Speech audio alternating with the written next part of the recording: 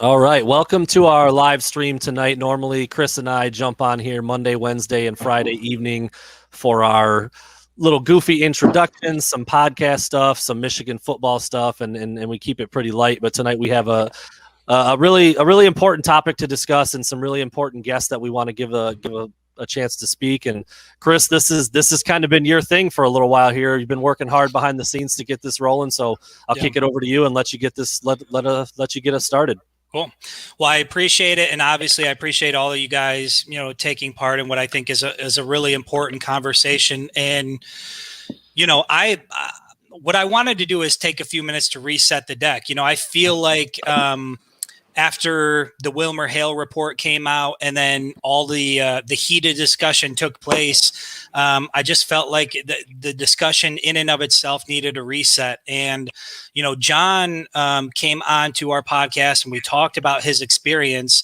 But then after the podcast was over, John and I continued to speak and we had several conversations. And the more I spoke to John, the more it became apparent that the real story here was being largely ignored. The Wilmer Hale report was released back in May.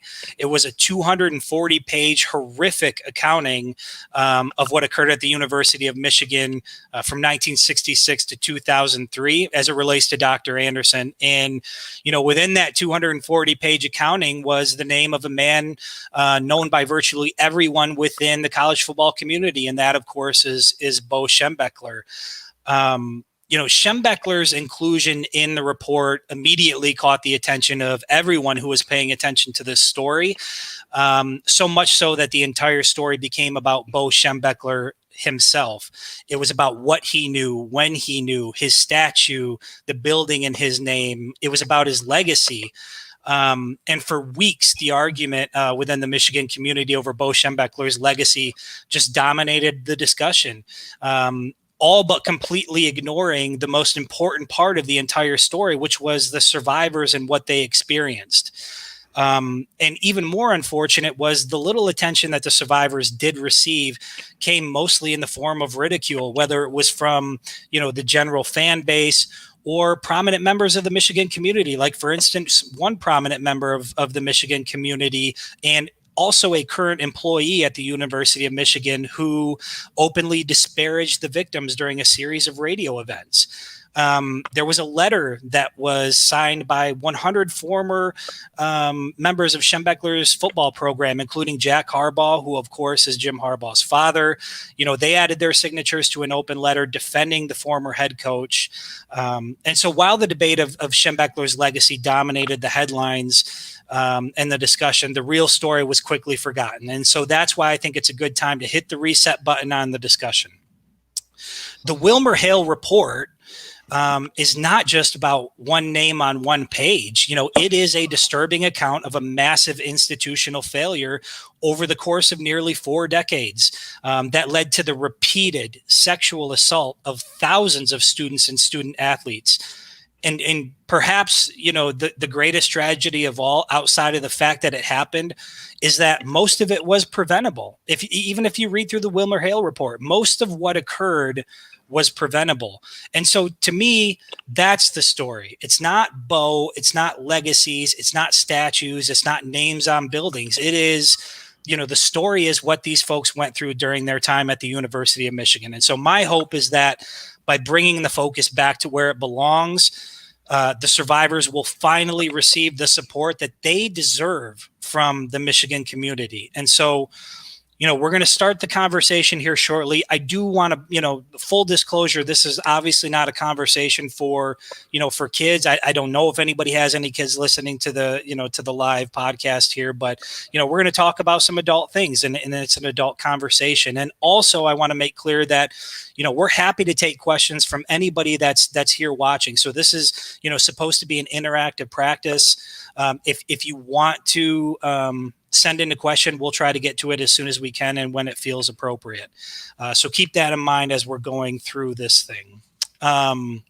With that, what I want to do before we get to the introductions of everybody that's here is I just want to run through some examples of improper examinations that were conducted by Dr. Anderson at the University of Michigan, because I think what happened was a lot of people had a misconception that it sounded like it was just a routine physical based on what their experiences had been as adults for different jobs or for various things.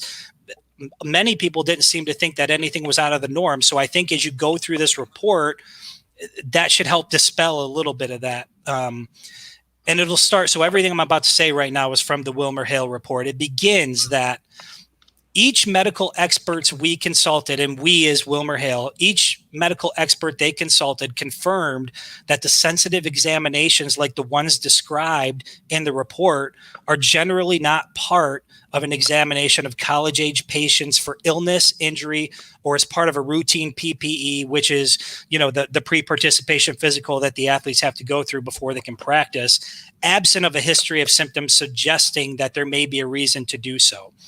It continues. It was never consistent with standard of care in 1966 when Anderson was hired, in 2003 when he left the university, or even today in 2021 to perform genital or rectal examination on a patient seeking treatment for a knee injury. And so I think that's important for people to understand. The medical experts are saying that no, this was not standard practice. These were not standard physicals that these students and student athletes went through. It goes on to say, Dr. Anderson's conduct was not consistent with any recognized standard of care and was, on the contrary, grossly improper. And then the last tidbit about that was, and I think this is a very important statement that was included in the report. Dr. Anderson committed grossly improper behavior with his patients that constituted sexual assault by any definition. Sexual assault by any definition. So there's no gray area here. There's no ambiguity. It's clear based on what the patients reported and what the medical experts had to say that this was sexual assault any way you choose to define it. So this next part here is where it gets a little more specific and a little more graphic. So I'm just going to warn anybody out there listening to this. But again, I think it's important. From the WilmerHale report, nearly a dozen patients described instances in which Dr. Anderson, under the guise of demonstrating how to perform sensitive examinations, invited patients and medical students to perform those examinations on his own body. And if you read through the report, you'll see that there's an instance where Dr. Anderson had a medical student in his office. Anderson attempted to do the rectal exam on the student. The student declined, to which Dr. Anderson said, okay, well, then you perform it on me. And I don't want to speculate, but if memory serves me correctly, I believe the student actually did perform that on Dr. Anderson. Again, not standard practice, not supposed to happen. It goes on to say that approximately 24 patients described Dr. Anderson using his hands to stimulate their penises, sometimes to the point of an erection and ejaculation. In some instances, Dr. Anderson paired the stimulation of patients' genitalia with forceful digital rectal examinations. Other patients described Dr. Anderson inviting them to manually stimulate his genitalia to erection and ejaculation. And then several patients told us that Dr. Anderson proposed either implicitly or explicitly engaging in quid pro quo arrangements involving sexual contact, including suggesting that a patient perform oral sex on him in exchange for expensive medication. And if you go through the WilmerHale report, the student did indicate that he did perform that act in order to get the medication, which at that time was extremely expensive. So right there, anybody who's confused about whether or not the conduct of Dr. Anderson during these patient visits was appropriate, it's clear now it wasn't. There's no gray area. This was sexual assault. Now you go to the scope of Dr. Anderson's abuse. And I'm pulling from the WilmerHale report.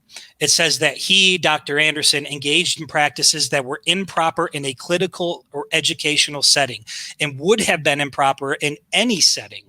The finding is based on information received from almost 600 of Dr. Anderson's former patients and interviews with more than 300 of those patients, approximately 90% of whom were male. And that we recognize that this group of patients represents only a fraction of the total patients treated by Dr. Anderson in university settings between the late 1960s and the early 2000s. It goes on to say that in all likelihood, Dr. Anderson abused many patients in addition to those who provided information to us. And so I think we're all generally on the same page that, for everybody who came forward, there are hundreds, if not thousands more who haven't. And we understand why at this point, given the reception that these guys have received. The last part about the scope of abuse was the patient experiences included in this report are not an exhaustive accounting of Dr. Anderson's conduct. Instead, it is a necessary consequence to consolidate, some of these instances, consolidate the scope and duration of Dr. Anderson's misconduct such that it is impossible to chronicle every improper incident. So basically what Wilmer Hale is saying is like, look, this happened too many times. There's no way to accurately document every instance of sexual assault. And I think when we talk to John and Amos, we've been able to put an estimate on how many times he was able to commit these assaults, because it wasn't just like it was one person, one assault. There were a lot of students and student athletes who were assaulted multiple times because they had to go to Dr. Anderson for their care on campus. The next piece I want to address, and I appreciate everybody for bearing with me here, but I feel that this is important stuff. So who was targeted by Dr. Anderson's abuse? And this really speaks to the question of why would people wait? Why didn't they come forward? And on and on and on. So many of Dr. Anderson's patients thought that something strange or odd or unusual had occurred in the examination room, but the patients generally gave Dr. Anderson the benefit of the doubt, trusting and deferring to his medical expertise. And of course, he was working for the University of Michigan, so most of these athletes and students thought that they were getting elite level medical care. They weren't. Some of them were too ashamed or embarrassed to share the details of their examinations with friends, authority figures, family members, or others thought they would not be believed, which we've seen a lot of that happen. And then the last part about who the target of his abuse was. So a significant number of affected patients were members of susceptible populations. Some had limited experience with doctors or had never even received an adult physical examination. A number of LGBTQ patients felt that they had little choice but to abide by Dr. Anderson's abuse, as reporting him essentially meant outing themselves at a time when LGBTQ individuals were stigmatized. Some student athletes feared that they would lose playing time or lose their scholarships altogether if they complained to coaches. And some patients needed Dr. Anderson's help to get a medical exemption from Vietnam War era draft. So that in a nutshell is what happened while this guy was on campus. Nothing was above board. Nothing was anywhere near what could be considered a normal physical exam. And it's become pretty black and white that this was sexual assault. The last thing I'm going to say here before we get into our introductions is, why does this matter? Why does this matter to you? You look at something like this and you say, well, it happened in the 60s, the 70s, or the 80s. I don't think it's relevant to me now. This is why it's relevant to you and why it matters. Because we've seen it happen everywhere. We've seen it happen at the University of Michigan. We've seen it happen at Penn State. We've seen it happen at Ohio State, LSU. There is no shortage of examples where these things have happened at these institutions. And it matters because institutions like the University of Michigan still lack the appropriate safeguards to prevent this from happening in the future. So it's important that these discussions take place in an open forum like what we're doing now. But equally as important is how those universities or institutions respond when an incident like this does occur. So I appreciate you guys allowing me to sort of go through this intro here, and what I want to do is introduce everybody who's a part of the call, because we've got a lot of knowledgeable people here. There's obviously myself, Brandon Brown, who's owner and publisher of Wolverine Digest for Sports Illustrated. We have John Vaughn back, who we spoke with before. He was a Michigan football player from 1988 to 1990, and then we have Amos Giora. I got that right? Who is a law professor at the University of Utah. He's authored a book called Armies of Enablers, and is actually co-author, along with John Vaughn, of an upcoming book that hasn't been released yet. And I think the tentative title on that is Piercing the Veil from John Doe to John Vaughn. Does that all sound accurate? Got 100%. Thank you. Awesome. Yes. So welcome, gentlemen. What I'm going to do is we'll set the deck on how some of this started. I'm going to run through Tad DeLuca a little bit, Anderson's relocation, Richard Goldman, and then I'm going to go to you, Amos, so you can kind of explain to everybody how the hell does something like this happen at any university, or the University of Michigan. And so for anybody who doesn't know, this thing really kicked off with Tad DeLuca in 1975, I believe, which was the first reported incident, or the first time somebody reported Dr. Anderson to an authority. So in July of 1975, Tad DeLuca, he was a member of the wrestling team. He sent a letter to his head coach and the assistant head coach. He had some complaints, and among those complaints were complaints about Dr. Anderson. Turns out nothing was done about that. And then DeLuca, I believe, would eventually be released from the team and lose his scholarship. Another incident, which was where Dr. Anderson was relocated to the athletic department because there was a man by the name of Tom Eastop. Is that how you pronounce his name? Received multiple complaints about Dr. Anderson, including one complaint that said something to the effect that the doctor was fooling around with boys.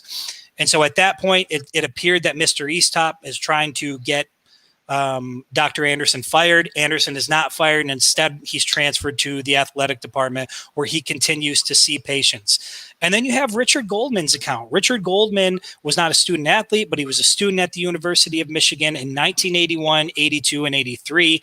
And in each of those 3 years, he described a run-in with Dr. Anderson. And the interesting thing about Goldman was he claims he told Bo Schembechler all 3 times, and then also Don Canham all 3 times. And so that's one instance where this was reported to a higher authority.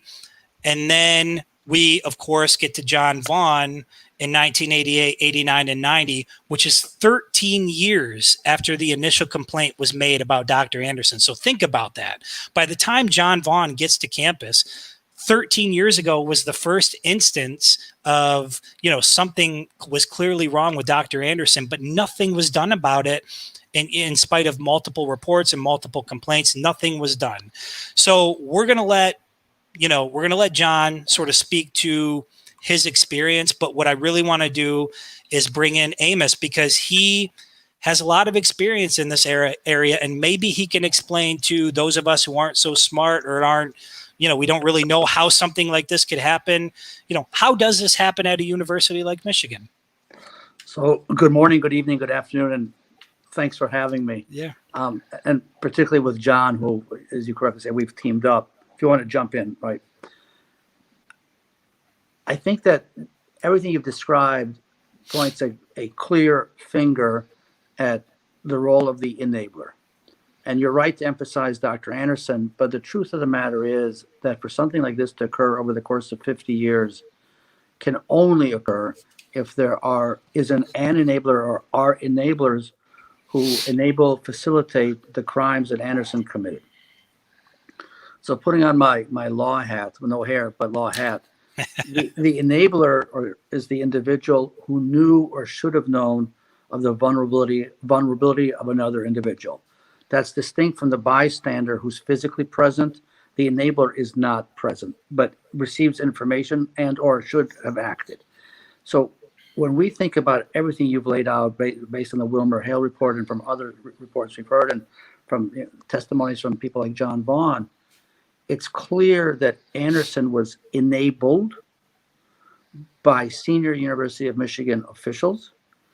And for me, from my perspective, having written, as you know, the book, The Armies of Enablers, that's exactly what they are. They're armies.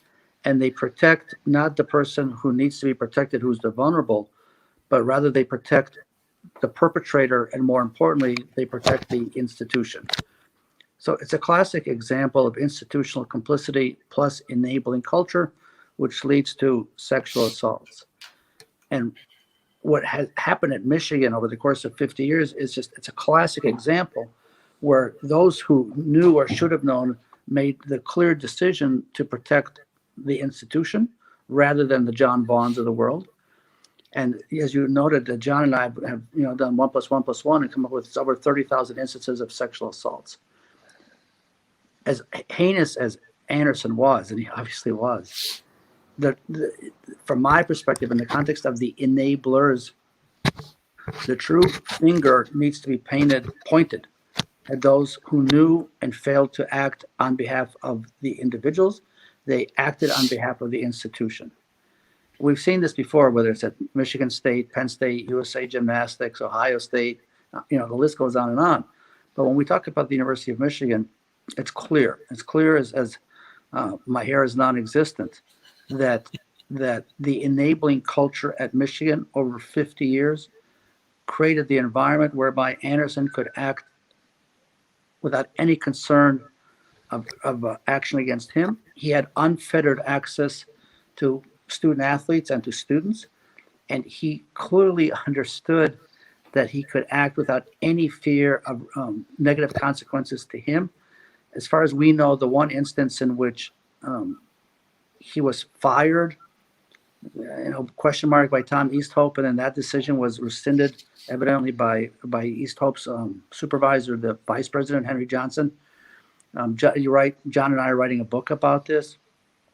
As far as we can figure out, the only time that Anderson was called out was by Easthope, but that was rescinded by Johnson. That's a classic example of an enabling culture. And you referenced Mr. Goldman, who went to Coach Schembechler, and Coach Schembechler evidently sends him to Athletic Director Canham. They're kicking him from this door to that door to this door. Or Tad DeLuca and his coach having that same kind of interaction, then DeLuca going to Canham, and Canham in essence screaming at DeLuca. It just repeats itself over and over and over again. And one of the important things when we think about the enabling culture and the enablers, as I wrote in my book, is in essence it becomes institutionalized, because the institution goes into institutional protection mode and makes the clear decision to protect itself rather than to protect the individual. We can later get into the motivations of the enablers, but I think in terms of my initial thoughts on this terrible, terrible story is that over the course of those 50 years, the University of Michigan institutionalized the enabling culture. It's the manifestation of complicity, and the consequences are, I'm sure John knows the numbers much better than I do, whether it's 900 former guys, and I think maybe a couple of women also who have come forward. My instinct tells me the number far exceeds that. But the only way that can happen over 50 years is, frankly, one word: enablers. Back to you. Yeah, well, I think you did touch a little bit on enabler motivations, and I do wonder. I think there's a lot of people who are like me, like fans, and just the regular average person who sits back and says, why? Like, why? What would be the motivation to keep somebody like a Dr. Anderson on campus when there were clearly open issues about his conduct? Like, what is the motivation to enable people like this? So has not been empirical research done on the question you ask. Okay. I'm very much hoping to undertake an empirical study on this question of enabler motivation.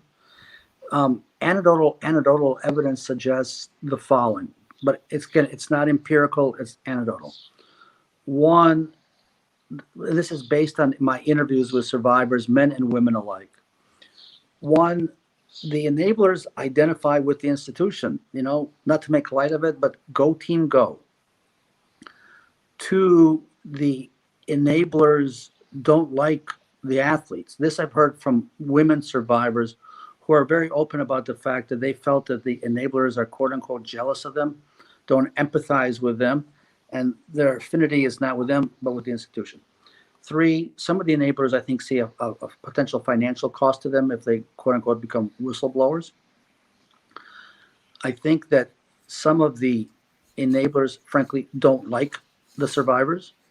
And the fifth reason is nothing more prosaic than some of them are clearly apathetic or devoid of empathy. I don't think it's anything more severe than that. And if you track this really carefully, I've spoken over the course of the past 3 or so years with women survivors on the following point, which again is something I'm very much hoping to study, is the role of women enablers when women come forward. That's a different topic because most of these survivors in our case are men. And in our case, the enablers were senior officials, not the lower level. I think it's pretty clear in this instance that their primary allegiance, if you will, was to the institution, the Michigan brand, the Michigan difference and all that, and rather than to the individual survivor, the individual at risk, because I think that senior officials go into this protection mode, and therefore there's no accountability, there's no transparency, and they're not held responsible. Yeah, and that's painfully clear at this point. And one of the things that my partner Brandon and I talked about is, do you see a distinct, Amos? Do you see a distinct difference in how, I guess, these tragedies are viewed by the general public when it happens to women versus men? Is there like, because the response seems to be for these, we heard it a number of times, like, well, if I was in the room with Dr. Anderson, he tried that with me, I would have just knocked him out. And there seems to be like, because they were males and they were athletes, that there's less sympathy and more of a like, why didn't you just, take matters into your own hands? Do you see that on the women's side, or is that something that's, unique to men in this situation? I think you're asking a really important question that has uncomfortable answers to it. In the instance of men survivors like John Vaughn, the instinctual reaction amongst X percentage of the public is, these are football players, these are big guys, these are tough guys. It can't be that they let it happen to them. There's, in that sense, victim blaming, which is beyond outrageous. I think that in many instances, and I want to be careful here, there's more sympathy when women are survivors. But I want to also be very honest here that when the women gymnasts came out 3 or 4 years ago, Rachel Hollander initially, and then Jamie Dancher, the talkback was really negative with respect to them. There's always that sense with women survivors that, I hate the terminology, but did you let it happen? Did you quote unquote want it? And all the terminology that we all know, there's no need to go into it. Yeah. But I think with people like John Vaughn and guys who played at Michigan, the average, quoting you, the average fan says, it can't be that John Vaughn let this happen to him. I mean, look at John Vaughn. He's a big guy. He's carrying the ball for the Mason Blue, gaining 1,000 yards every game, blah, blah. It can't be that he let, if it happened to him, he let it happen to him. And that really diverts and it blames the victim, which is absolutely outrageous. I don't know, and this is an uncomfortable point, but you said that we can have an honest conversation here. In many ways, guy survivors are perceived as less sympathetic than women survivors. I think football players are even perceived less sympathetic because they're big, strong guys, and no way that they could let it happen to them. And having interviewed men survivors from different sports over the past years, they themselves say that, I can't believe I let it happen to me. And I've tried to convince them that the last person in the world they should be blaming is themselves. But they're aware of the fact that the public sees them as big guys, tough guys. And if somebody, laid a hand on them, that obviously is because they either wanted it or because they let it happen. Both absolutely outrageous. That plays into the enabling theme. It also makes it easier for us as fans to explain to ourselves how this could have happened. Yeah. Well, and Kent, if I can add, and there's I think another level that I've experienced that either I've experienced and came to the realization myself, or that has been told to me, is that there's also a stigma on African American males who suffer abuse aren't seen as credible as our Caucasian counterparts. And if you look at this case specifically, whether it be because of COVID or the election, but I've been speaking my truth now for over 15 months. And to see the level of media interest since Matt Schembechler told his story, it astounds me, because some of the same outlets that, after I told my truth,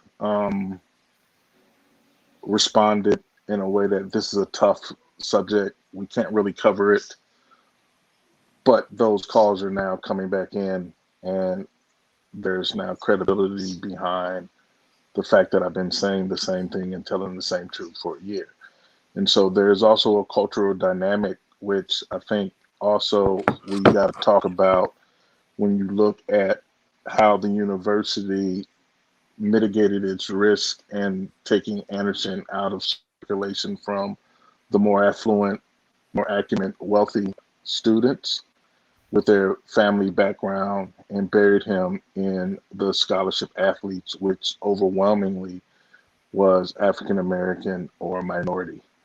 So I think that is something that plays into the whole stigma surrounding male athletes or just males suffering abuse.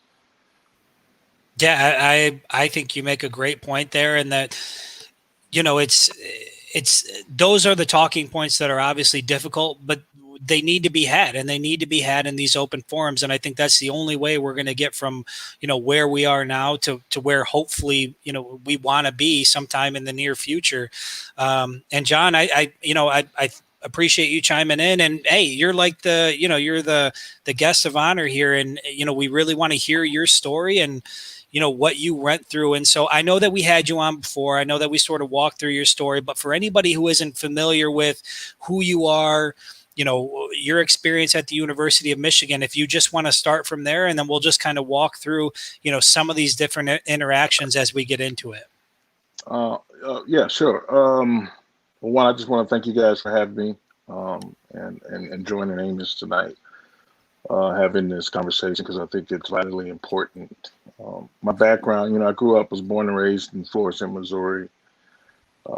My recruiting process at the University of Michigan was, it was, you know, it was part of the greatest time of my life, but also there were family issues that were going on. My mother contracted breast cancer my senior year in high school during the football season, and Les Miles recruited me to come to Michigan. So Les is in my home. He's meeting my parents, and he's understanding my motivation to get to college and you know, make my mother proud, because at that point she had a complete mastectomy, lymph nodes taken. I didn't know if she was going to survive, and I was the youngest of two boys.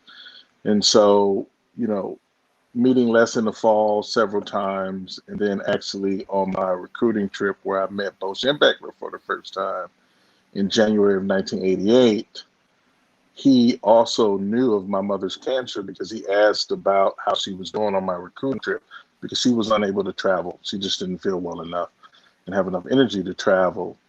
So fast forwarding, after signing day, you know, I'm coming to the University of Michigan.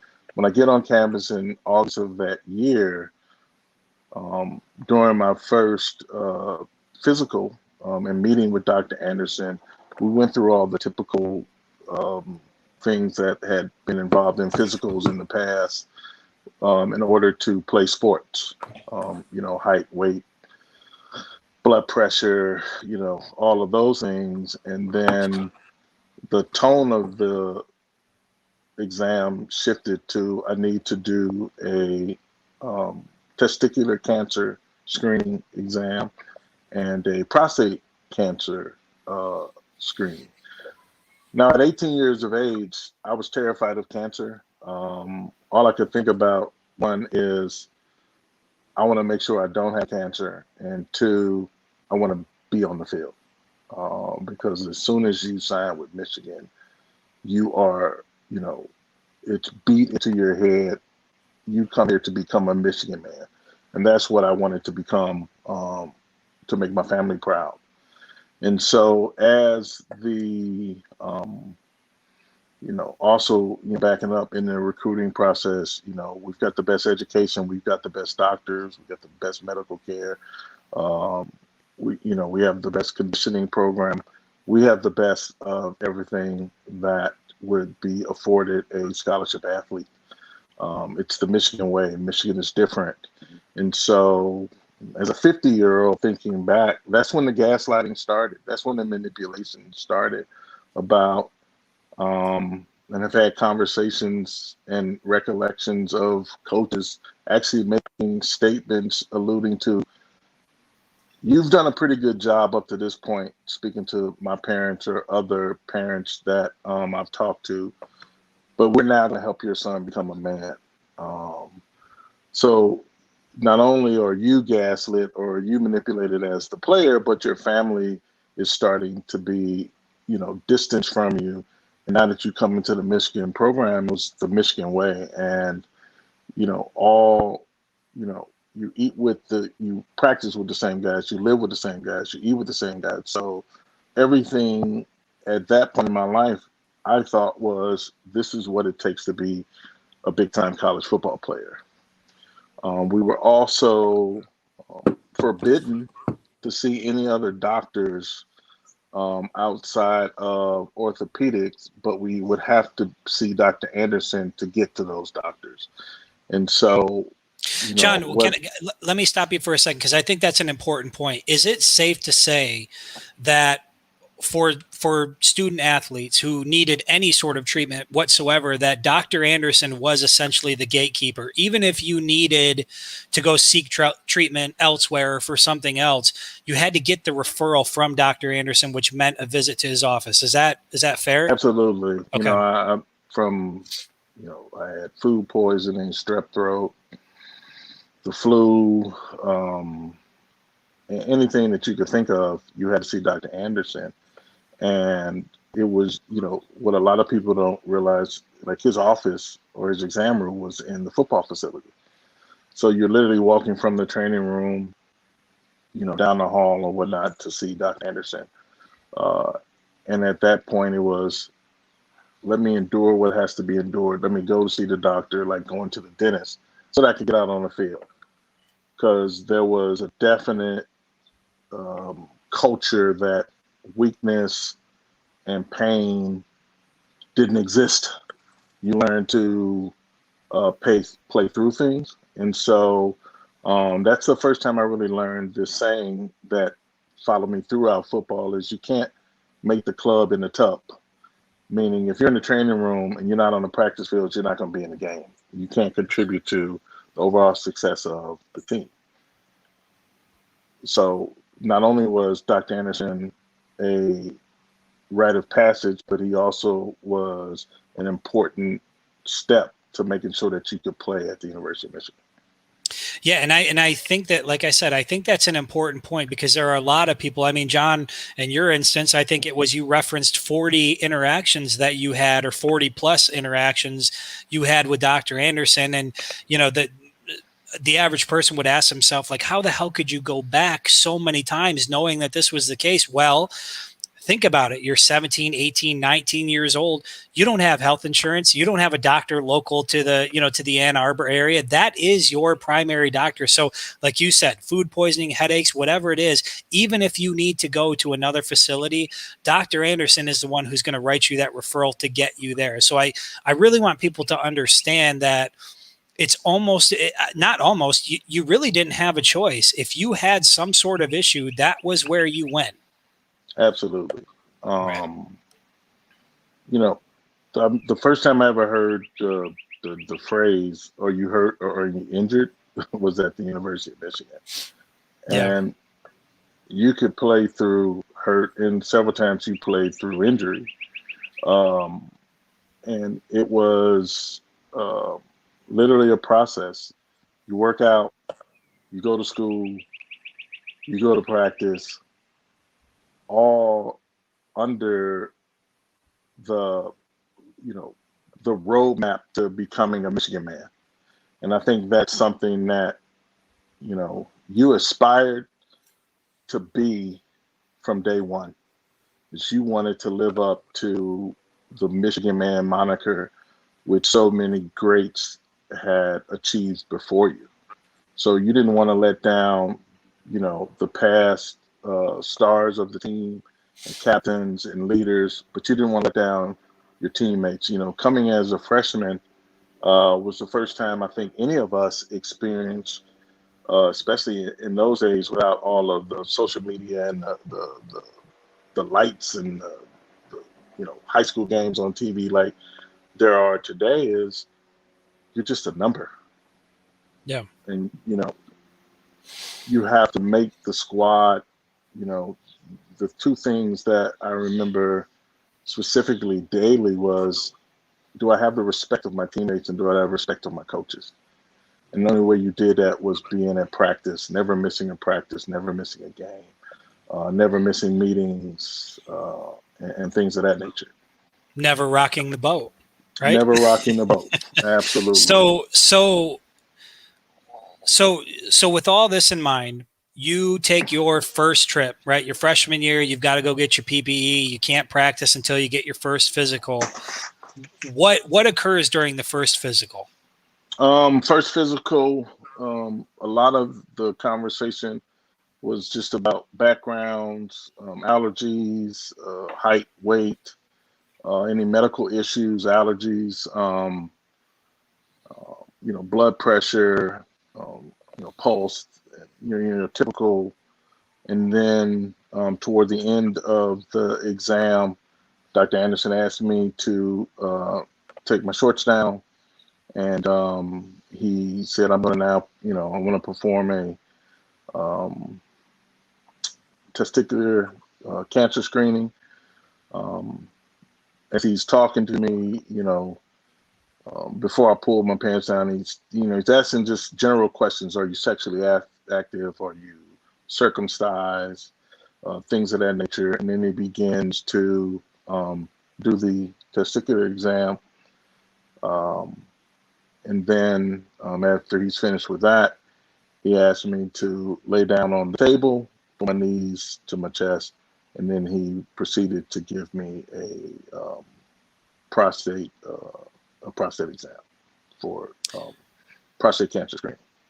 So that was the first physical you got from Dr. Anderson. Is it safe to say that every subsequent physical from there on out included that same rectal exam where Absolutely. you were being digitally penetrated? Okay. Absolutely. And I tell you what's been so difficult since I found this out in March of 2020 was to just go back and, talking to my therapist and just remembering the times I had to see him. And it's a very visceral experience. There are times where, I can smell his cologne, I can feel his breath, and thinking about specifically the times that, I had to provide a sperm sample for him, and the conversations around that are just very difficult. And I think, the one thing as an elite athlete, you remember plays almost step by step. You remember, games, play by play, quarter by quarter. And so tapping into that mindset, I can remember the pain I felt on certain runs, or if I jam my finger, or just little things like that. So it's the recalling of these events that are so vivid in my mind and others' minds. And, what was comforting, if you will, learning what I learned in 2020 was there was also this level of shame that went away, because when I started to recount, I thought it was just me. And as I started talking to Chuck Christian and Ted DeLuca and so many other of my teammates and guys from other eras, it was all of us.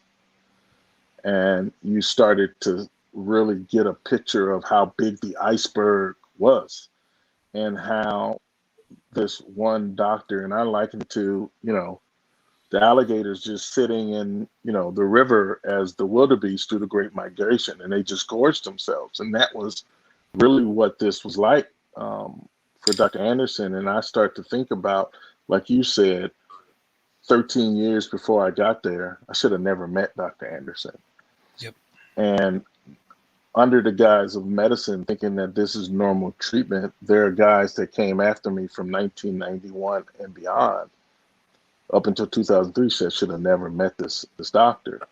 There were distinct instances when this shouldn't have happened. So, but it was something that you were conditioned in believing that everything that you went through was your rite of passage to becoming a Michigan man. And I can't, lessen the impact of that. How important it was to become a Michigan man when you came through Michigan's program. Yeah. So one of the things that you said there that I think is just immensely important, and I feel like has been glossed over throughout this conversation, is those incidents where Dr. Anderson was collecting sperm.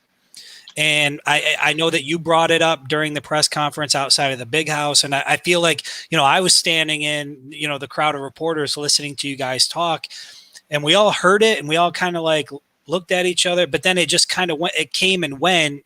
And the more I thought about this, I was thinking, why, what the hell, what was that about? And so my question to you, and if you're not comfortable answering it, let me know, but I am curious, how do you know approximately how many visits you had paid to Dr. Anderson before he began taking sperm samples from you?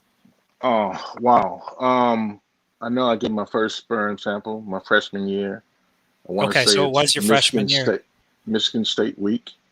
Okay. I remember that specifically because I was playing Blake Ezor, and we were going up against a very good Michigan State team. He was a running back for Michigan State, and they had Tony Mandridge was the left tackle, and we had Mark Mesner. And I had felt some discomfort in my testicles and penis, and I had a little bit of discharge. I didn't know what it was, and so I had to see Dr. Anderson before practice, and so he told me that I'm going to need a sperm sample before I, in order to be able to treat you. And so he said, at the beginning of before, he basically told me to masturbate, to get myself erect, but he would be the one that. Keep in mind that normally this would be done, you would go to a private room. If you were somewhere to give a sperm sample, you would go off to a private room. This wouldn't be an open setting. That's not what occurred here, correct? Right. And this is the first time I ever had to give a sperm sample in my life. So I had to, get erect, masturbate. But he said he needed to be the one to take the sperm sample so that it was complete. And so he basically, I guess you could call it, milked my penis and collected that sample. And then I think it was the next day that I got some, then I rushed out, after, I still did a prostate exam after giving my sperm sample. I rushed out to practice. The next day I came in and I was able to get some penicillin, like some type of antibiotic. Okay. Yeah. So how many instances, I know that for this first one, you went in there and, there were some issues obviously. And, Dr. Anderson had claimed that this was what was going to be needed, I guess, to help. How do you know the specific number of instances that you gave a sperm sample to Dr. Anderson? 4 different times throughout my career. There were conversations around some studies that he was doing, and had been doing in the past, that we now come to find out was his andrology study. I've talked to players from other eras where he specifically said to several black athletes, in a joking term, but I'm trying to create and understand how to create the perfect black athlete. So it was a periodic thing in which he took those examples or those samples, and once those samples were taken, still to this day I can't find the chain of custody or the records of where my sperm is. So, and Amos, maybe you can help us with this, because I've personally, I've never had to go get a physical, or I've never gone anywhere where I've had to give a sperm sample. But I would think, just somebody who has no knowledge about this whatsoever, that there would be somewhat of a process, right? Where there would be signatures, you would have to sign off on some sort of treatment like this. There would be a paper trail. Is that normal course of business? I don't know if this is out of your wheelhouse, but, based on your understanding of how something like this works. The area of medical ethics is outside my wheelhouse, but Okay. But taking what John's, and I want to put in parentheses, if I may, Chris. I've worked with John now for a year. I think it's important for your audience to understand how difficult and how brave John is to come forward and to speak with you and the audience as clearly, bluntly as he does. And I think it's an unusual testimony, having worked on this stuff now for 3-4 years, for someone publicly. It's not John Doe, it's John Vaughn, to speak about what was done to him. And I think we need to acknowledge that. Yeah. In terms of the paper trail, or clearly the lack of paper trail, I think from Anderson's perspective, and it goes back, Chris, to what I said earlier, he knew that, and this will, now, John, I apologize for the way this sounds. He knew that he could do to John Vaughn whatever he wanted to do to John Vaughn. Yeah. And he knew that there would be no accountability. And he knew he could take Vaughn's sperm sample. He knew he didn't need Vaughn's signature. He didn't need Vaughn's authorization. He didn't need to tell Vaughn anything what he was doing, other than to force him to masturbate, ejaculate, take the sperm sample, and then do whatever he did with it. And frankly, Chris, I don't think we really know what Anderson did with Vaughn's sperm samples, plural, and those of others.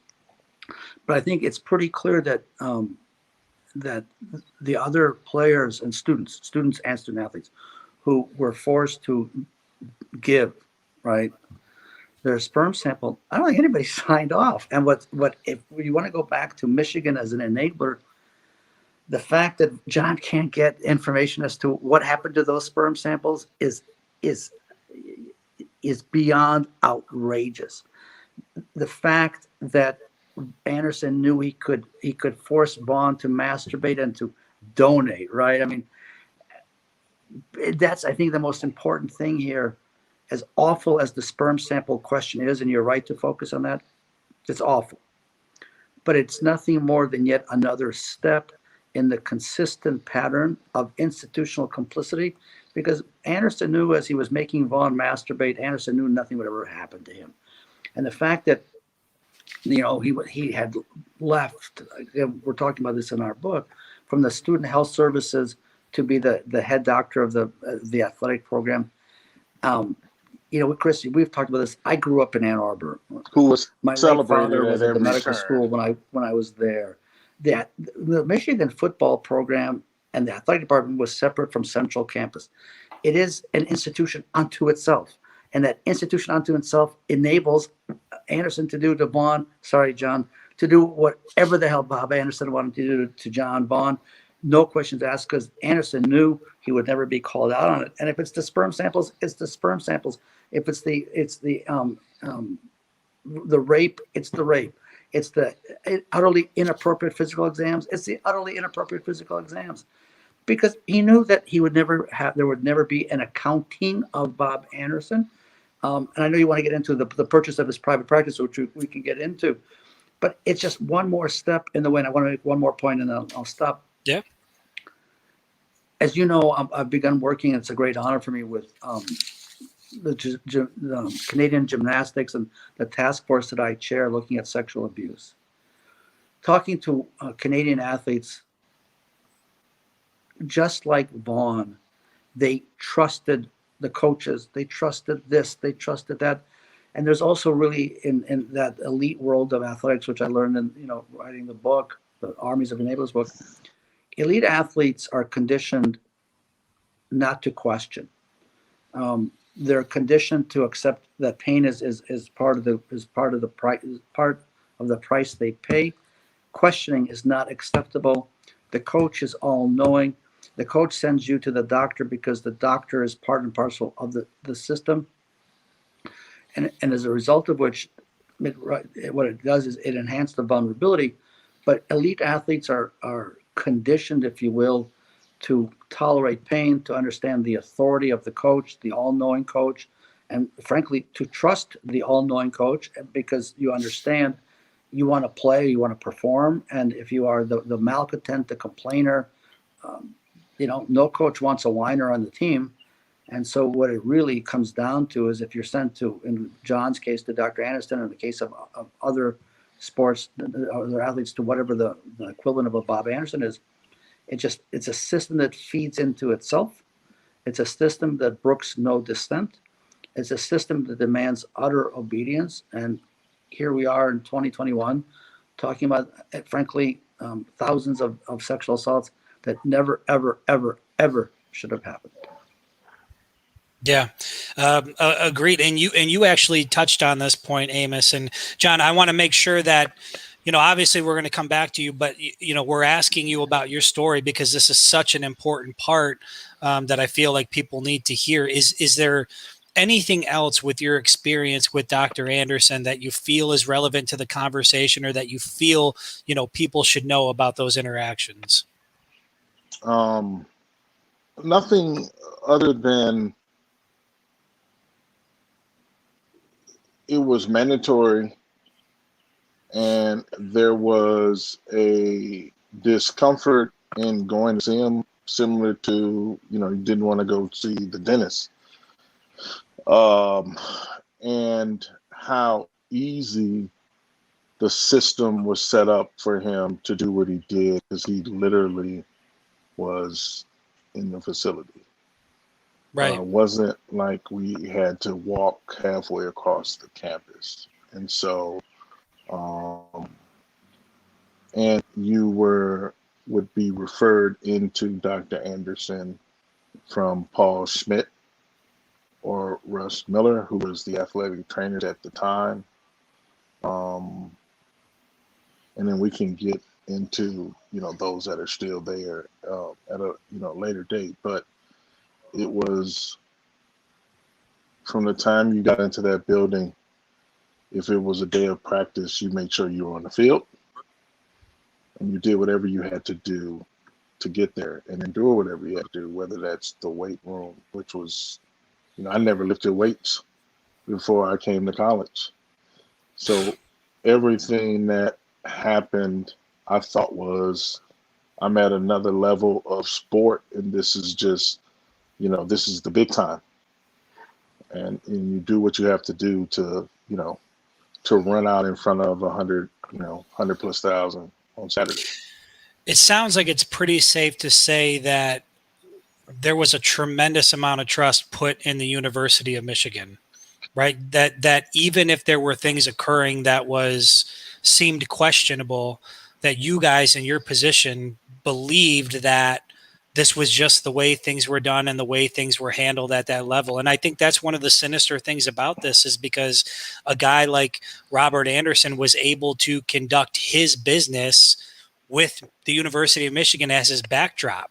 If this had been some, off the beaten path, sort of practice that not many people visited, that's one thing. But, John, to your point, there were lines of students and student athletes that were flocking to him, and he sort of had, not to be, I guess not respectful, but he had his pick of the litter, right? He had Absolutely. access to so many people, and he could sort of pick and choose. And I think at this point, it's become clear that he knew generally who he could push the limits with and who he probably couldn't push the limits with, right? It seems like there was definitely a target audience for where he would sort of go way above and beyond what is considered the normal practice of somebody in his position. I have to disagree there Okay. in one point, in that I don't think he had a type.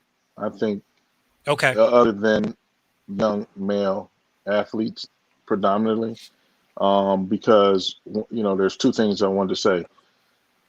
You're sitting in your homes, in your living rooms, where coaches and recruiters are telling your parents that you will be protected, you will be safe, you will be well fed, you have the best medicine, and then in my case, my mother was the last, yes, you can go.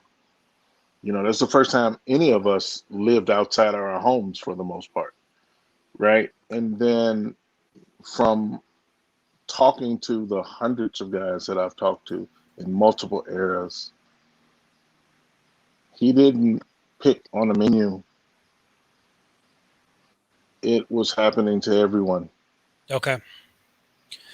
So there wasn't, in your mind, or based on the numbers, there wasn't a specific, I know that I had read through people who were more susceptible to, people who hadn't had, a physical before getting to Michigan. I know that the LGBT community, that some people that experienced assault felt compelled to do it because given the time, they didn't feel comfortable coming forward, and so, yeah, I guess you're right. It seems like maybe he did this to everybody, but there were certain groups that maybe felt more compelled to go along with it, just given where they were within the community, if that makes sense.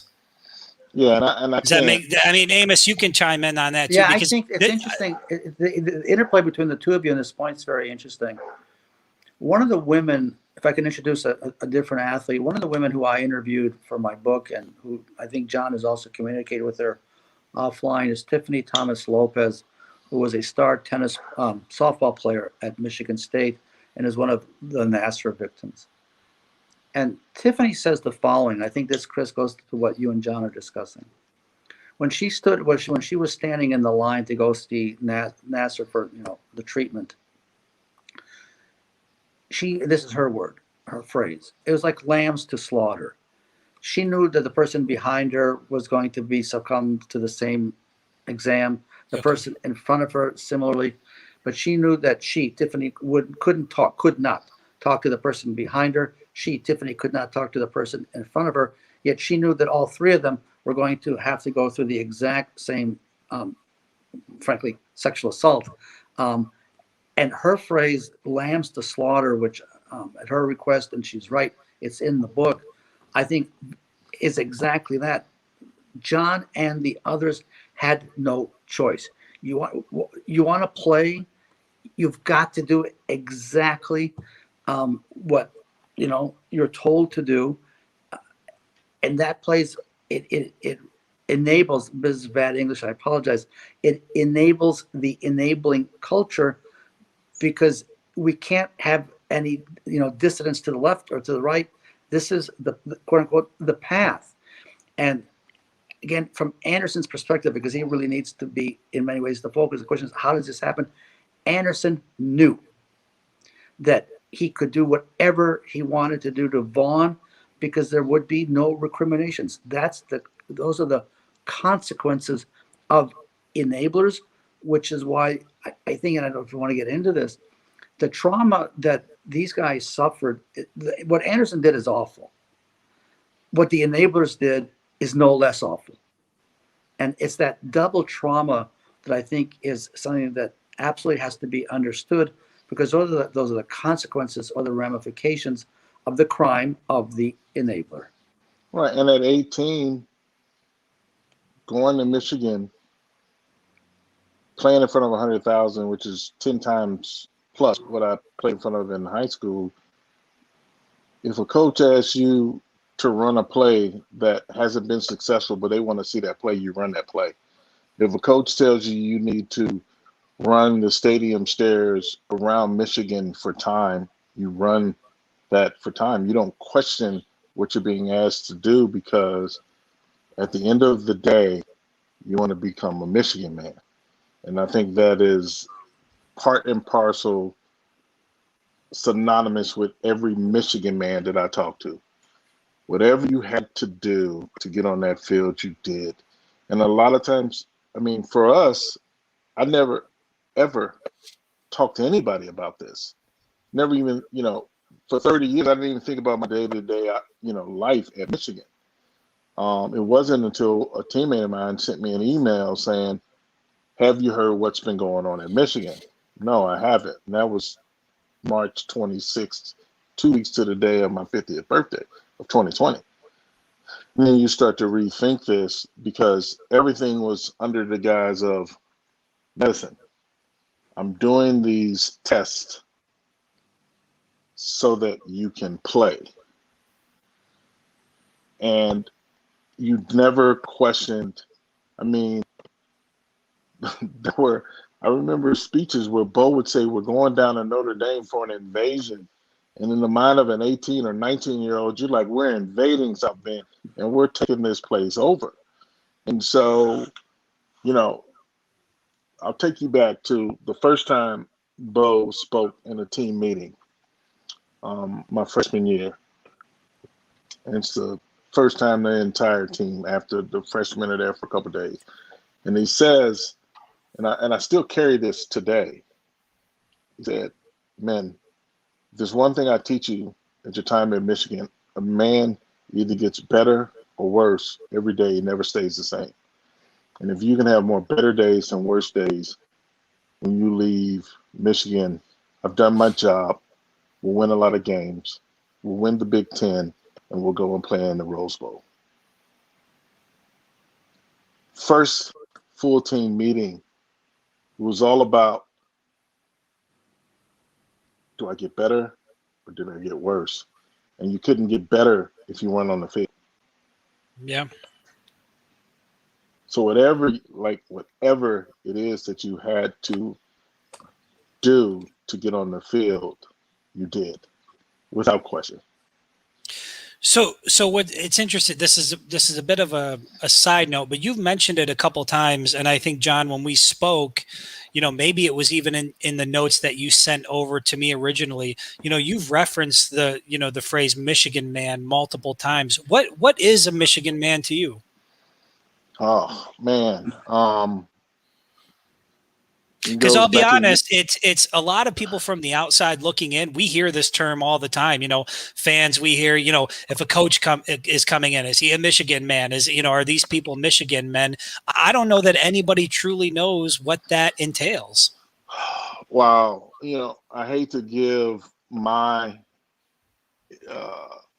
definition, because I know there's going to be, that's going to be dissected. But to me, it was, you do whatever you have to do to contribute in your responsibility to the team.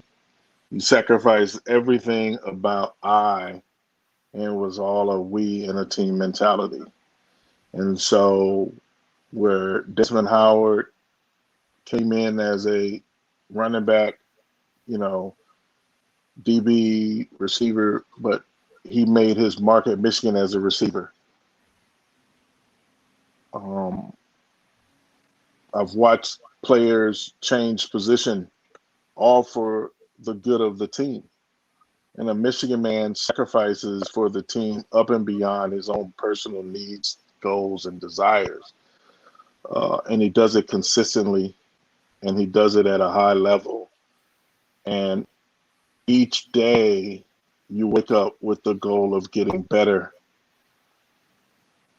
especially if you've had a day of getting worse. I mean, we all have mistakes. We all fall down. We all have bad games.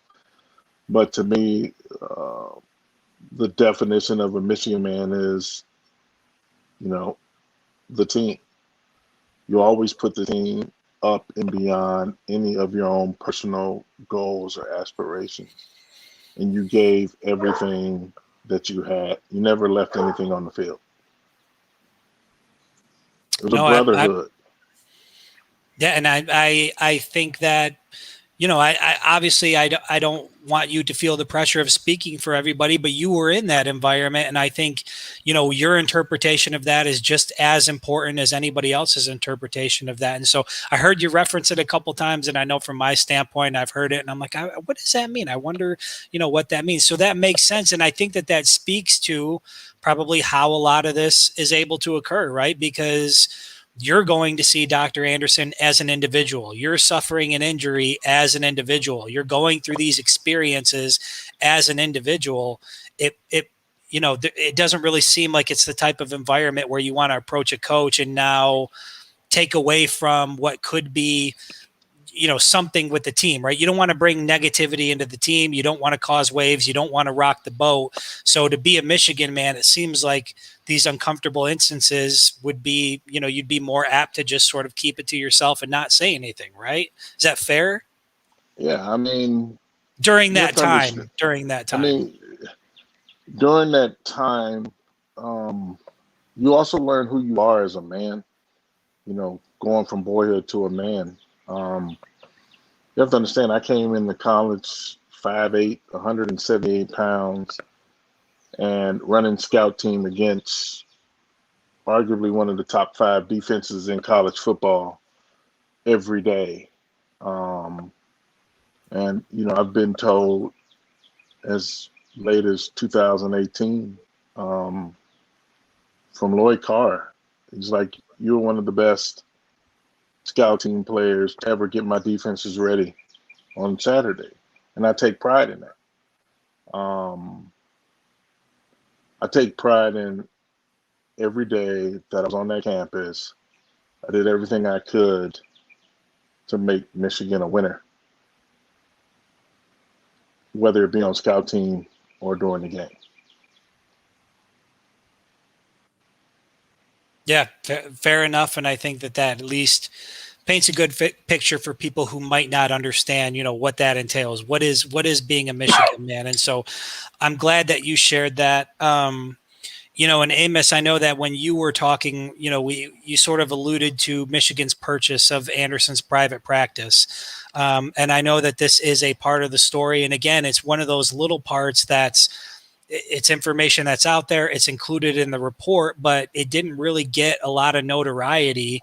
And I have no idea why a university would purchase a private practice. Through talking with you, you seem to be able to shed some good insight onto that. So explain to me and to the audience or anybody listening, why would the University of Michigan purchase Dr. Anderson's private practice? So you're right. It's a great question. It was something I was not really familiar with until, looking into Anderson. So in researching the book with John, I reached out to former colleagues of my father, and I got to a fellow, we'll call him X, whose medical practice was purchased by Michigan.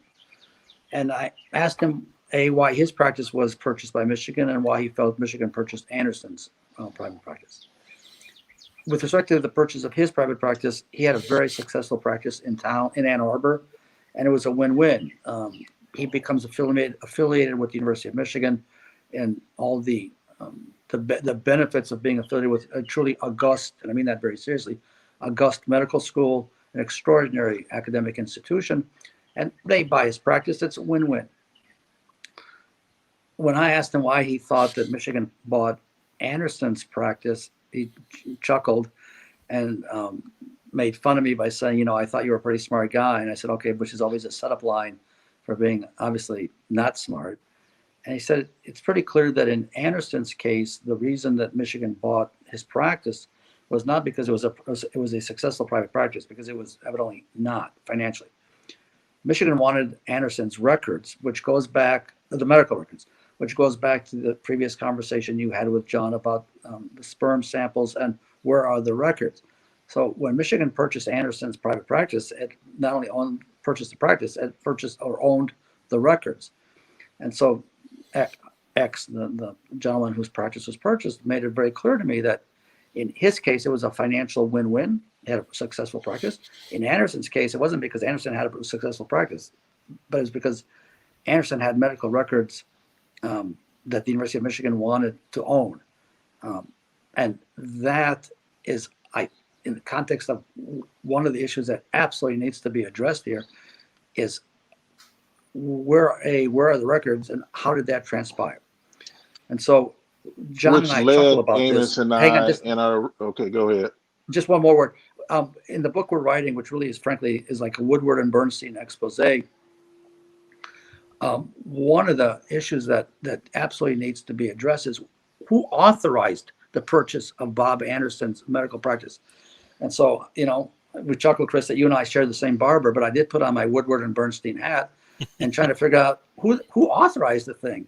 And I've made, a tad of headway. And then, there's that wall in front of you that I think that Vaughn, as an athlete, those guys are trained to run through walls. And in my research, and trust me, I've run through, I don't know how many walls while working on these projects. We're going to run through this wall to figure out who the hell authorized the purchase of Anderson's private practice when there was no financial reason for doing so, but only we want to control of the records. Those are the kinds of issues, Chris, in the context of the enabler or enablers. There are so many steps along the way that did nothing more than enable Bob Anderson's criminal conduct. Sorry, John, you wanted to jump in.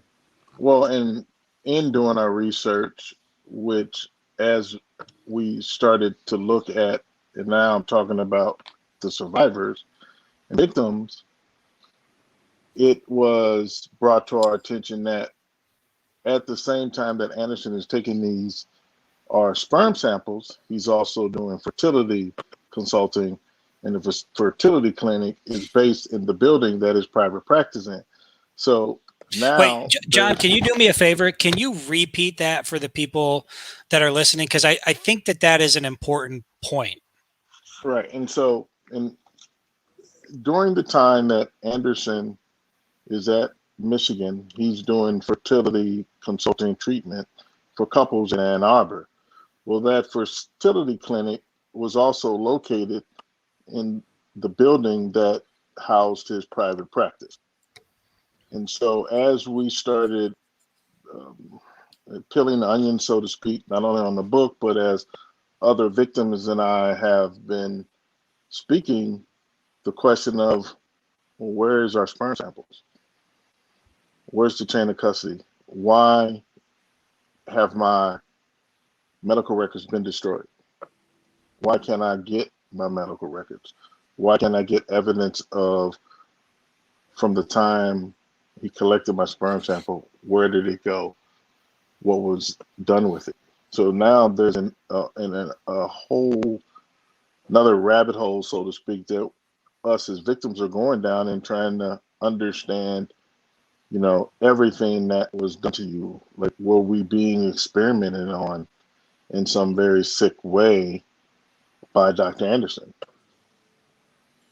Yeah, and it's safe to say, I mean, there's multiple instances of this included in the report, but just so that everybody out there is clear, John Vaughn wasn't the only one that was giving sperm samples to Dr. Anderson. We don't know the extent of how many people actually gave their sperm samples, but I think it's safe to say that it was pretty extensive, and that he was collecting he was collecting those samples from hundreds of people. So when you couple that with the fact that there was that partnership with the fertility clinic in the same building, you guys have a right to ask some questions. Obviously, the medical records would shine a lot of light on what happened, but I believe, John, you've tried to get access to those. What has been the response from the University of Michigan in terms of getting those records?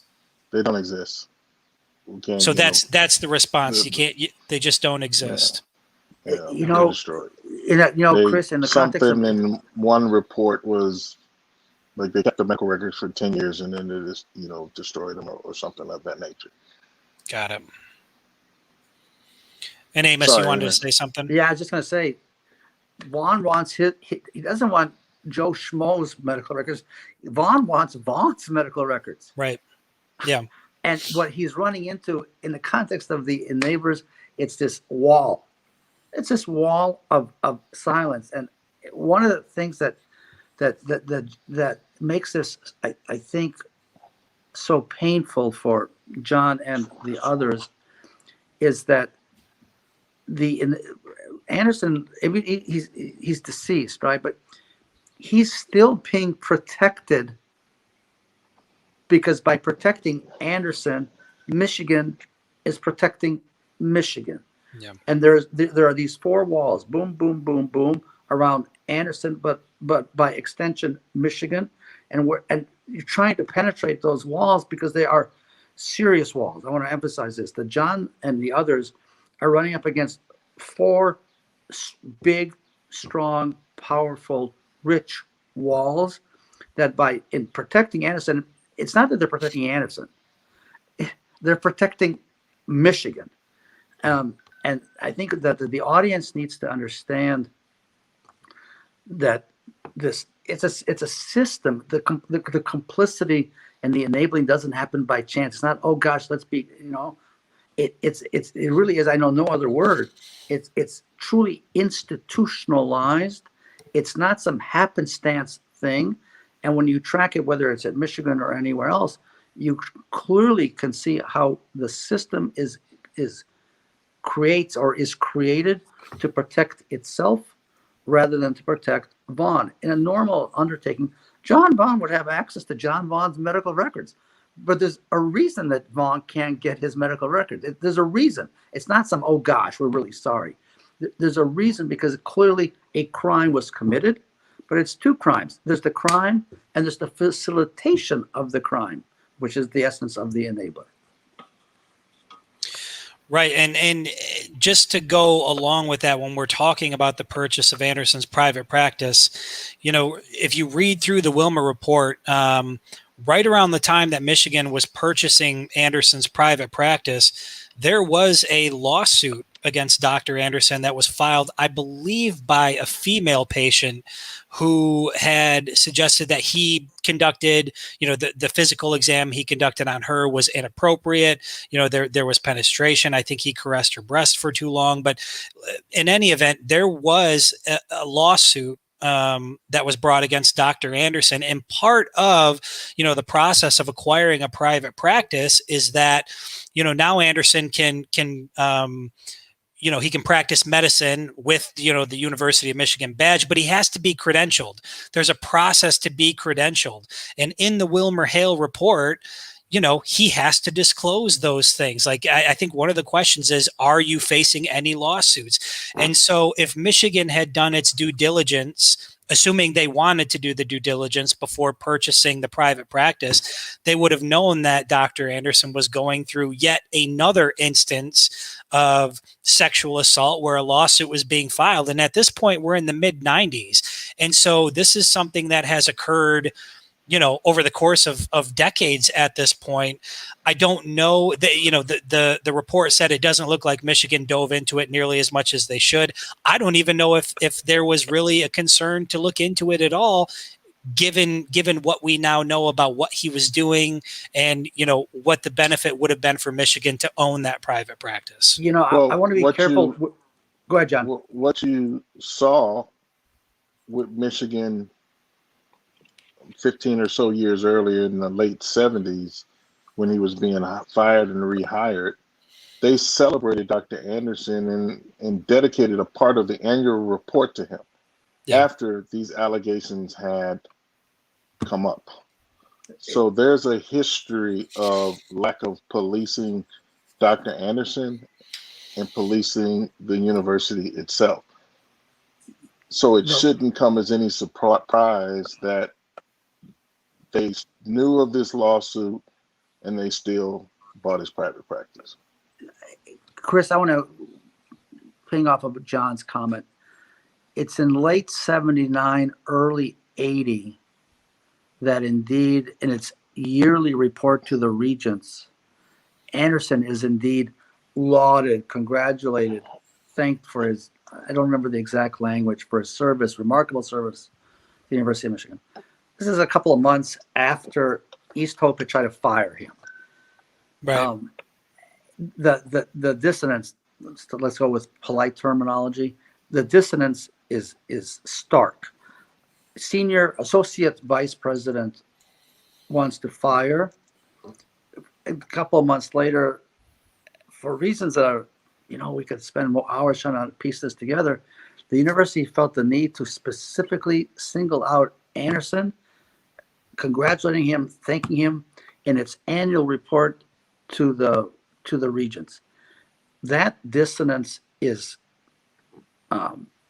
noteworthy, and clearly something that in the book we're writing, the expose, if you will, that's an issue that absolutely has to be addressed, because there's something in the water there that doesn't sit well whatsoever. Yeah, as we go through this, I just, there's just more and more questions, and obviously, John, guys like you, Ted DeLuca, Richard Goldman, and all the other individuals, Chuck Christian, who have come forward, they have answered a lot of questions about their experience. They have been very transparent. John, you have been extremely transparent about your experience. It just seems like there's a lot of questions for the University of Michigan. At this point, there's a lot of questions that need to be answered. And my question to you guys is, where do we go from here? Now what? So now we know all of this, right? We know that all of these things occurred. We know that, there is clearly a massive issue that needs to be addressed. What do we do about it? Well, I know that one of the things that Amos and I are committed to is really piercing the veil. Like, you cannot change the culture, change the cancer without either cutting it out or burning it out, but you need to know the extent of the cancer. You need to know the extent of the atrocities. So we are setting forth on the arduous task of constructing or, reverse engineering the entire iceberg, because I think what has been covered to date, and you will find out, is really just the tip of the iceberg. There are so many layers and so many insidious tentacles that have yet to be discussed. So that's one. I think, as one of my ex-teammates says, sunlight is the best antiseptic. So we are committed to exposing the entire truth. I think that a change in the culture at the Michigan, at the Big Ten, at the NCAA, as well as the sponsors who fund these armies of enablers to be able to protect the brand. I think there needs to be a complete restructuring of, when you look at the NCAA, that is, set up to protect student athletes, but are constantly changing Title IX rules, or will argue in federal court that they have no responsibility to protect student athletes in cases of abuse. The system is broken. The system is flawed. There's either two ways that we can affect change. You either burn it to the ground or you completely restructure it. There are no middle ground and gray areas in this. I myself was digitally raped at the University of Michigan 45 to 50 times. There are thousands of incidences which one man created or committed these atrocities over the course of 40 years, 4/5 of my life. We've got to be honest about our past. We've got to be transparent about our current, and we have to be optimistic about our future. But the only way we get there is for all to take responsibility for the truth.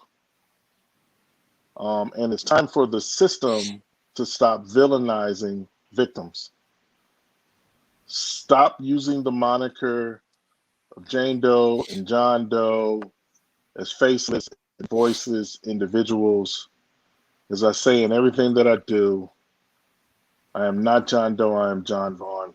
We must get our names back, and we must get our voices back, and we must speak out on these atrocities. And then, Amos, you can go to a little bit more clinical definitions of what we should do, but from a victim standpoint, that's the only way that this can change. Right on. I think, Yeah, and, Chris, and Amos, yeah, I'll pass it over to you because Thank you. obviously, you're doing some work on this, and I'm really interested to hear what you have to say. so I view this as playing off of what John said. I think we need to understand that enabling is a crime. I think John mentioned or referenced it earlier that I've been very involved in criminalizing the bystander, which has happened in 11 states, including Utah this past spring. I think the next step is to understand that the enabler under the umbrella of the crime of omission is also a crime. I think we need to interact with legislators, not only around the country, but around the world. I think, Chris, as I mentioned to you and to John, I'm testifying in Australia before the Victoria Parliament on the crime of omission. I think that there's an increasing, I would like to think, recognition that the crime of omission is no less powerful than the crime of commission. I think that's something that we truly need to push the ball on that. That's with respect to legislators.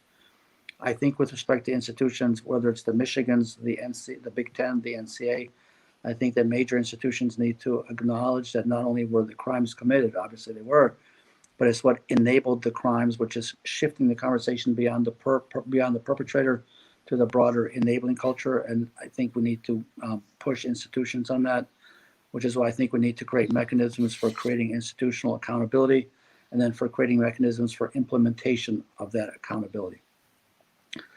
I think similarly, there's extraordinary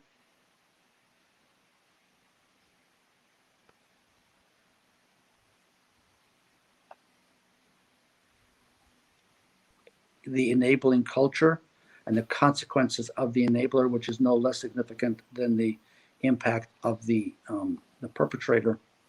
And the fourth thing, frankly, is the public, and to engage the public on the crime of omission, the consequences of the enablers.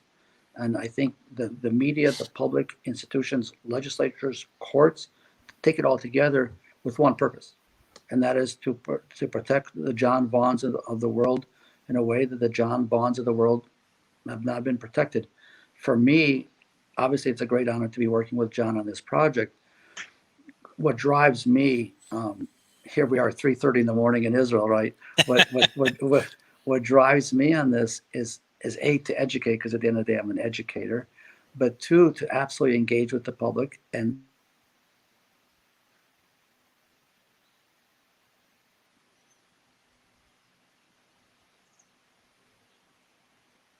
Did we lose them? Amos might be having some technical difficulties at 3 a.m. in Israel. He might have dropped out. Yeah. We'll give him a minute to see if he can come back in. While we're waiting for him, I would just say, John, for me personally, it's been I wish it was under different circumstances, but it's been a pleasure to have these difficult conversations with you. And I think that, I've spent a considerable amount of time analyzing notes and thinking about how we put this together and how do we present it the right way. And I don't know that there's a perfect way to do it, but I just feel like doing it and continuing, to your point, to shed light on it is a really big deal. And my hope is that, for any of the folks who either watch this live or are going to watch it on playback, I know that we're going to put this in several different outlets, but, my hope is that people walk away from this conversation with a different mindset on what happened. And it seems like, we've been on for an hour and a half. Bo Schembechler has not been mentioned, maybe a couple times, but this is not. It was really just in passing by John. Correct. It wasn't like the focal point. It was part of his story as a player. I was going to touch on that, Chris, too. So finish your thought, and then I wanted to chime in something. Yeah, I think it stuck with me ever since I met John. So yeah, I hope that people understand. This became so much about, should we continue to honor Bo Schembechler's legacy? Should we not honor his legacy? What should we do with the statue? What should we do with Schembechler Hall? And based on everything we talked about today, man, the story is so much bigger than that. And I genuinely hope that the folks within the Michigan community who were so eager to defend the legacy of Bo Schembechler will now take some of that energy and effort and throw it behind you guys, because it's deserved, man. And the information you gave here and the stories you told, they can't be easy, but I'm so grateful that you did it. So No, we got that. Amos back too, so that's good to finish us. Thanks to for finish having off me. here. John, I wanted to echo Chris's words too. Thank you so much for the time, the transparency, the honesty, the openness. I can't fathom what it's like to have to utter these words after having gone through something like this. And I know you mentioned how difficult it was, and just the people in your lives that you care about that now know this about you, and it shouldn't be a badge of shame. It should be a badge of honor. I hope you feel that. I know you said you have some closure with it now, and you've been able to talk about it. But back to the reset button that Chris wanted to hit, and kind of the whole genesis of why he wanted to do this and why we decided to launch it here was because of you said it pretty openly and clearly at the meeting at the big house. You said, I don't really give a damn about the statue or the building. Like I really truly don't. And if I'm putting words in your mouth, I apologize, but I think that's where you land on this. And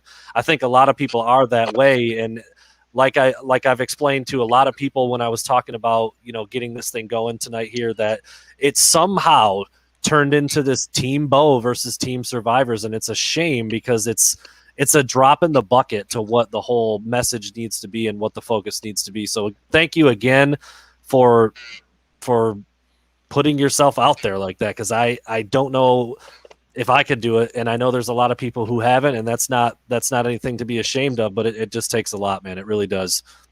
I appreciate that. I will say, John, before you start, I've spoken with John a number of times. John is not going away. John he is a warrior, and he is going to see this thing through. And so, I'm excited to see where it ultimately leads. But for as difficult as these conversations are, he is putting himself on the front line. And I can tell you that whatever good comes of this from the University of Michigan and beyond, kudos to you, because you are certainly playing a very important part of that. Well, I appreciate that. I really owe that to my mother in a conversation we had back in 1992, where she was talking about civil rights movement and hoping that one day I'll be faced with a challenge that's greater than me and that I would step up. And now that she's passed, it's something that fuels me every day, because this is definitely bigger than me. And, what I've never understood in the realm of sports, I get it, but you can't have great coaches without great players, and you can't have great players without great coaches. And so for us, and to the man that I've talked to, it's never been about Bo. It's never been about statues, because Bo wouldn't have been Bo without his players, and his players wouldn't have been his players without Bo. So you're right, that message was skewed. I'm thankful that we have kind of reset to really focus on the true issues. And I'm just honored to, now call Amos a friend. We spent more time with each other through Zoom and, I don't know, every different, and still to this day, we haven't met physically. We're not going to meet physically until the 16th of this month, Skype and everything. But I think there was a level of compassion and empathy from writing about his parents getting through the Holocaust, that I just felt a kindred spirit for justice, for honesty and integrity. And, I wouldn't be here. When I reached out to Amos, and I've told him this several times, it was definitely one of the darkest times through this process. And our conversations really saved my life, and I'm grateful for that. And he also, took a young, fast black kid out of St. Louis, and who is now a writer. And, my mother can only be grateful for that, because writing a book was something I never thought I would do. And, this is not how I saw my 51st year of life, but I'm thankful for the opportunity, and I'm thankful for Amos, and I'm thankful for you all. And I have to say this, I'm also grateful for your journalistic integrity, being able to search for the truth, write about the truth, and give people a voice to tell the truth, I think is what journalism is about. And it's the true foundation of the craft. So I appreciate you guys as well. Well, we appreciate that. I'm Obviously, going to give a big shout out to Chris on this. I mean, like I said at the very beginning, this has kind of been your baby, dude. It's been impressive to watch. And it's crazy because I've explained this to my wife, and I talked to some of the people at Sports Illustrated today who hopefully latch on to this as much as you have, Chris, and as much as we have, kind of trying to do the right thing here. The way that you crossed paths with Chuck, and I think that's like some intervention that is just a weird. It's weird how that happened. I don't know if you would be as involved with it now. Maybe you still would. I don't know, but it's crazy how you linked up with Chuck on something completely unrelated several years before any of this was known by you or me, and now here we are, and he was kind of instrumental, and I know he's watching, and so that big shout out to him too for kind of being our first guy to speak on this on our platform. And I think Absolutely. It's just a testament to kind of how all this came together. It's been really cool to see. Amos, I know you got cut off at the end there. Is there anything else you want to add before we sign off here? I want to make sure I give you the appropriate time. First of all, John honors me and humbles me with his words. We are a little bit as we chuckle about it, we are the odd couple. Of reasons. But I think on a serious note, I think I speak for both of us when I say we're not going anywhere.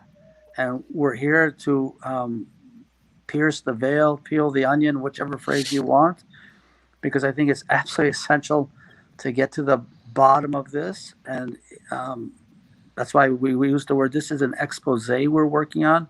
And the only way to ensure, as much as one can ensure, that the power of the enabler and the ramifications of the enablers are understood is by doing exactly what we're doing, which is frankly why I'm thankful to the two of you for inviting me the three of you for including me in today's conversation. And I think the more we can speak about the enablers, plural, the more people will understand that as bad as the perpetrator was, and Anderson was horrific, there's no Bob Anderson without the enablers. It's as simple as that. And the response of Michigan is no different than the response of all the other institutions I've covered. It's the same old. And it's a pattern that we absolutely must take the fight to. On behalf of those who are being violated as we speak. And with this, I'll stop. What my passion, what drives me, is making every effort to ensure that the double crime comes to a crashing end. Thank you. There you have it. I can't think of a more perfect way to end it. Yeah, this was great. I'll speak to close us off here as the owner of this honorary platform now that we've been graced by these guys. I've been, like I said, I just kind of sat back and pushed a couple buttons there. So I was a consumer for the whole time, and I was locked in, and I can't thank both of you guys enough. And same thing to you again, Chris, for putting a lot of legwork together, for getting this together and keeping us organized and on track and everything. So we're gonna end it right there, guys. If you stick around for a quick second, when we end the broadcast, we can talk for a minute and just kind of wrap up a little bit. But thank you to everybody out there who listened. I know there's going to be a ton of people who watch this on playback. So again, appreciate the time from everybody involved, and we'll get back to our regular podcast and website schedule over the weekend, and then on Monday we'll be back to talk about whatever needs to come up. So thanks everybody for listening. Thank you.